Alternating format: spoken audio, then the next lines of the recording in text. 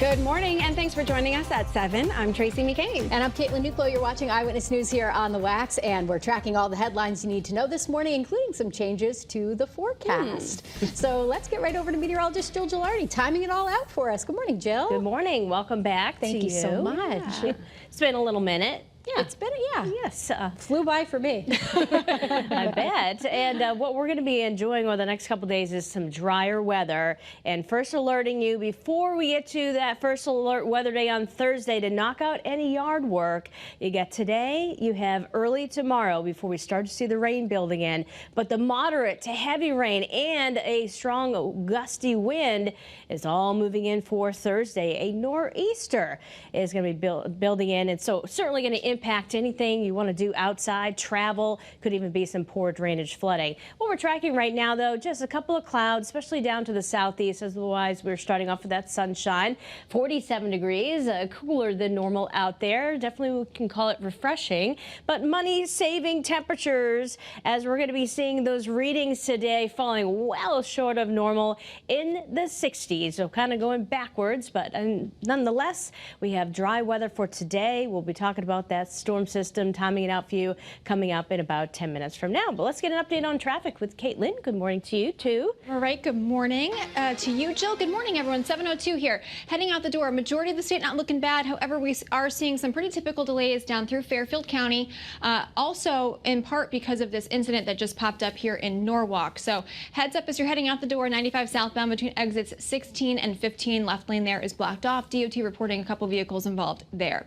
Rest of the state, as I mentioned, not looking bad. Starting to see some of those normal backups here. This is a live look in Hartford, 91 north and southbound. Southbound lane where you can see just a brief slowdown as traffic is merging onto 84. Things slowing down a little bit here in Middletown at the light, which is pretty typical.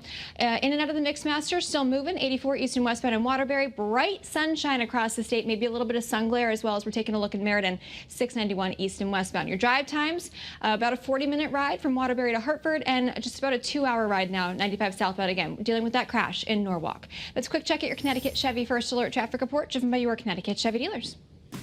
Well, now back to breaking news happening right now in Groton. A fire at a motel terrifying the people sleeping there. Yeah, Marcy Jones is your reporter in Groton this morning, speaking with people who were in the motel sleeping when the fire started.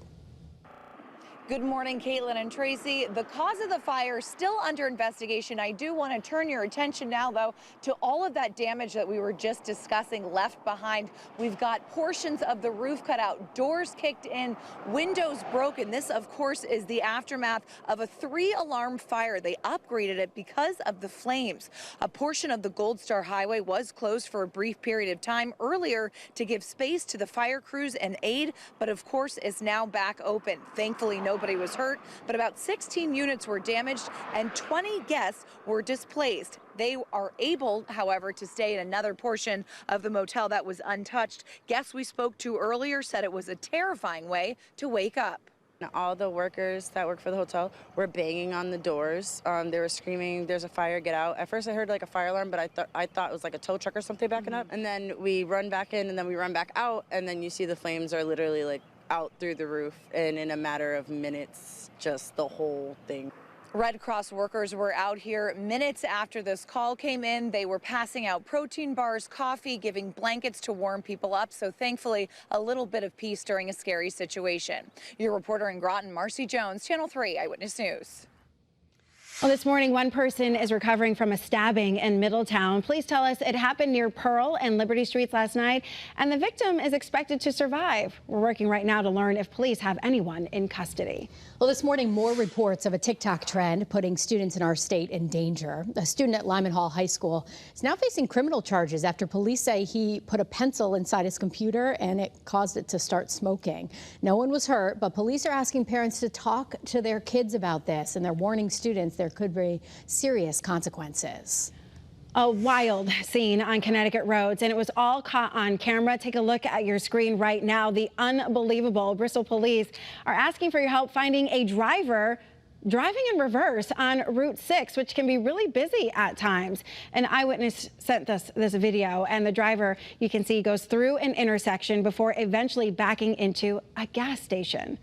Well, just hours from now, Bethany's first select woman will step down amid a major scandal. Independent investigators say that Paula Cofrancesco knew a town employee was accused of sexual assault, but they say she failed to take any significant action. Your reporter Roger Susanen is in Bethany with the details. And Roger, we're trying to figure out here if they're taking responsibility. Definitely not. Paula Cofrancesco insists that she did nothing wrong, and she adamantly disputes the results of that independent investigation, which shined a light on her alleged inaction. But she also acknowledges that it would be impossible for her to continue in her role here at Bethany Town Hall. Dear Town Clerk, I am writing to inform you of my decision to resign from my position as Loud applause greeted First Selectman Paula Cofrancesco's announcement that she will step down next month, stating it would be a distraction to continue in her role after independent investigators released a report last week that claims she knew in December of 2022 that Parks and Rec employee Anthony Mastrangelo, who is a friend of her family, was being investigated for allegedly sexually assaulting young girls, but failed to fire him or alert the public until he was arrested in May of 2024. The mother of one of the 5 victims says she is happy Cofrancesco is resigning, but she will keep pushing to make sure she is held accountable even after leaving office. No, I will never be done. I will not be done until everyone that should have taken accountability does, until justice is served on the defendant, and then at that point I can finally find some peace. But I'll keep fighting the fight. And the independent investigation also claimed that Connecticut State Police did not act quickly enough in this case. That is an assessment, though, that a CSP spokesperson adamantly disagrees with. By the way, in the very near future, they will name an interim first selectman here in Bethany. Reporting this morning in Bethany, I'm your reporter, Roger Susanen, Channel 3 Eyewitness News. Well, happening right now, police in New Orleans are searching for 6 men who escaped from jail after they took one of the fugitives into custody just yesterday. Officials are now offering $20,000 for information leading to each one's capture. The men are facing a variety of violent charges, including assault, domestic abuse, and murder. Well, right now, people living in Nebraska, Oklahoma, and Missouri are picking up the pieces after more severe weather. Multiple tornadoes wreaked havoc on Oklahoma and Nebraska last night. And this video you're seeing right now is from Missouri, which shows homes destroyed, trees uprooted by all that weather. And this comes just days after extreme weather killed at least 29 people in the same region. Happening right now here at home, Governor Ned Lamont says he will allow lawmakers to break the spending cap to help fix a Medicaid crisis in Connecticut. State leaders will take $300 million from the state surplus to help cover Medicaid costs. The governor says the decision is necessary to make sure everyone keeps their benefits, and he also called it a one-time situation. State Republicans, though, say it sets a bad precedent. Looking ahead here, the Pratt & Whitney Company will speak with striking workers later this week. The company and the union are scheduled to meet Thursday. The workers have been on strike for almost 2 weeks now, fighting for better job security and benefits. The company said their last contract offer was fair. Happening today, local lawmakers and health leaders will host a fair at the state capitol to celebrate Mental Health and Wellness Day. Nearly 40 agencies will share resources on topics like mental well-being and maternal health. There will also be a free chair massage for folks. Sounds good to me. I know. Happening today, people in Tolland and New Milford are weighing in on budget proposals for the next fiscal year. All right, so in Tolland, the city is asking voters to approve a 2% increase for both the town and school operating budgets. In New Milford, families and school leaders are concerned that their proposal would lead to school funding cuts. Polls are open right now, and they close at 8 o'clock tonight. And happening today, Hartford's mayor will share some more information about funding plans for the schools in the city. The district has warned that they could have to cut teachers and programs because they're about $7 million short. The mayor's announcement comes ahead of tonight's deadline for the city council to adopt that budget. And one of the best stories of the morning, teachers and students in Windsor can now take their learning on the road. The district turned a bus into a mobile classroom. Yeah, this is really a lot of fun. It will be mainly used for elementary school students, giving them some tutoring or extra help for after school or even during the summer. Leaders say they paid for that using money that they got during the pandemic.